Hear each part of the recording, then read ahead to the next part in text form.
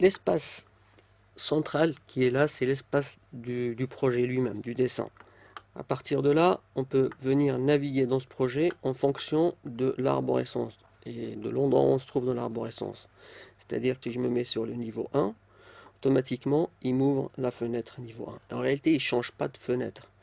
Revit Architecture, si je double-clique à nouveau sur le niveau 2, et je viens en même temps ouvrir une coupe. Lui, il n'est pas en train de me changer des fenêtres, mais il est en train de m'ouvrir des fenêtres multiples.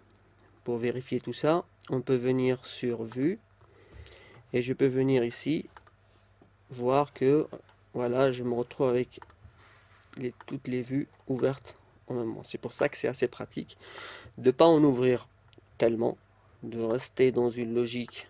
Quand on ouvre une fenêtre, après, si on n'a plus besoin de cette fenêtre, on la ferme. On ferme cette fenêtre aussi.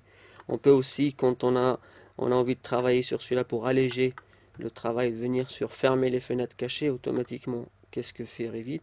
Ben, il me ferme toutes les autres fenêtres, mis à part celle qui est ouverte ici. Mais moi, si jamais je viens et j'ouvre ma fenêtre 3D classique à nouveau, et puis mon plan, et je peux venir basculer pour ouvrir toutes ces vues en même temps. Je peux appuyer sur ce bouton là. On remarque aussi qu'il y a un raccourci qui peut être pratique à le WT. Je vais vous donner de temps en temps des petits raccourcis comme ça, parce que sur ce genre de programme, c'est assez intéressant de les connaître. Donc si je fais WT, automatiquement, les trois fenêtres apparaissent, et puis là, je peux travailler simultanément sur une partie, venir changer sur une autre partie, en sachant que les changements se répercutent sur l'ensemble du projet. Rappelez-vous que c'est un seul et même modèle. Un peu, c'est ça la force de ce programme, parce qu'on n'est plus dans du CAD, on est dans la technologie BIM, donc du Building Information Modeling, où on modélise un seul projet et on tire de ce projet toutes les informations qui nous intéressent. Donc voilà, ça nous permet de venir après fermer aussi les fenêtres si on a envie, agrandir une autre, etc. Donc l'espace dessin que vous voyez ici peut me permettre de naviguer et de travailler. Et on remarque aussi qu'il est accompagné tout en bas par une barre de contrôle de vue qui me permet déjà de venir définir une échelle à laquelle faire apparaître mon plan. Donc si je clique ici, je peux venir définir mon échelle en disant, voilà, là il est au 50e, je vais me mettre au centième.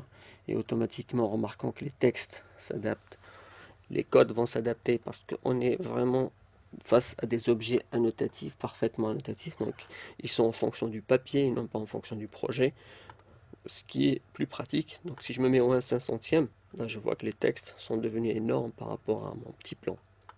Je vais me remettre au 50e. Voilà, juste à côté, on a des éléments qui peuvent nous intéresser au fur et à mesure.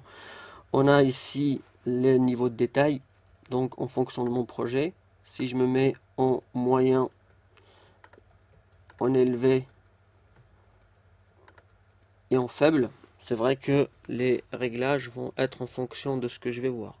Si par exemple je viens dessiner, je vais mettre sur un niveau 2, je vais prendre, admettons, petit mur. Voilà, et puis je viens zoomer et je dessine un bout de mur. Si jamais je viens et je me mets sur qualité faible, je vois que ça a changé. C'est clair que tous les éléments peuvent être modifiés au fur et à mesure et en fonction de détails. Ça va nous économiser un peu les ressources quand on travaille parce qu'on a envie de voir certains éléments dans certains plans et pas d'autres. Donc il faudra vraiment contrôler après le niveau de détail qu'on souhaiterait avoir. Juste à côté, on a ce qu'on appelle les styles visuels. Les styles visuels, je vais me mettre dans une vue 3D. Et dans les styles visuels, vous avez plusieurs styles visuels. Il y en a qui sont plus utilisés quand on travaille dans un mode de conception, modélisation. Il y en a qui sont plus à la recherche du rendu 3D. On remarque que pour la version 2013, ils ont rajouté le lancer de rayon ici qui va vous calculer une sorte de pré-rendu directement dans votre fenêtre que vous pouvez après enregistrer. Si jamais je me mets comme ça en filaire, bah, On remarque que pour la 3D, c'est un peu ce qui n'est pas conseillé. Ce style visuel là, filaire, image filaire, il est plus utilisé quand on travaille sur des plans 2D, des sections et autres. Et si jamais je me mets sur ligne cachée, je vais voir uniquement les lignes qui sont apparentes et pas les lignes qui sont cachées, comme son nom l'indique. Ombré, il va m'afficher un peu les couleurs. Puis on a les couleurs uniformes. À ce moment-là, on perd un peu les ombres et l'aspect shading. On se retrouve avec seulement des couleurs parfaitement uniformes. En réaliste, il m'a affiché les matériaux. Et les matériaux, ce sera juste une sorte d'aperçu, mais pas un rendu. Il ne faut pas croire que c'est du real time sur lequel vous êtes en train de travailler. Ça c'est plus le dernier style. Mais là, en matériaux, ouais, je vois qu'il est en train de charger tous les matériaux utilisés dans cette maison. Et là, je vois qu'il a utilisé un peu l'image de la pierre ici et du gazon là-dedans. Évidemment, faut savoir que ça alourdit un peu votre dessin. Et si je me remets à ce moment-là sur les vues cachées, je me retrouve à voir ce genre de choses. Voilà. Donc, les trois premiers boutons là qu'on voit, c'est des éléments qu'on utilisera assez souvent. Donc, quand on travaille sur le projet. Après, on a des éléments qu'on va voir parce qu'ils sont liés plus à l'aspect rendu et à l'aspect final un peu du travail. Donc, le soleil, les ombres, les rendus, qui seront plus vus dans cette partie-là. On a aussi quelques éléments aussi qu'on va voir quand on créera des vues. Ces éléments sont liés à peu près à votre vue en elle-même. C'est-à-dire, pour le moment, je vous en parle un peu comme ça, c'est que si jamais je veux voir la vue, le cadre de la vue, chaque vue sur Revit, elle a un cadre que je peux afficher. Ce cadre-là, si jamais je veux qu'il cadre, là on remarque que je ne vois pas la partie qui me cache. Et si jamais je veux que le cadre ne fonctionne pas d'une certaine manière, je n'ai qu'à appuyer sur le bouton qui est juste à côté.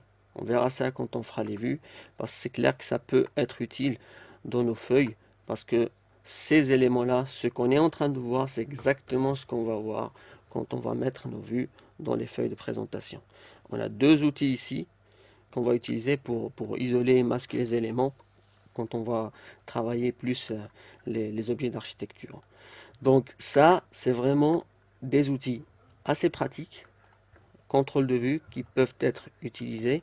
À noter une chose, c'est qu'en fonction de votre vue, c'est-à-dire si jamais je me mets sur la vue 3D, je remarque que j'ai des éléments supplémentaires, alors que quand je me mets sur la vue 2D, j'ai parfaitement, je vois que l'élément qui est apparu dans la vue 3D n'existe plus.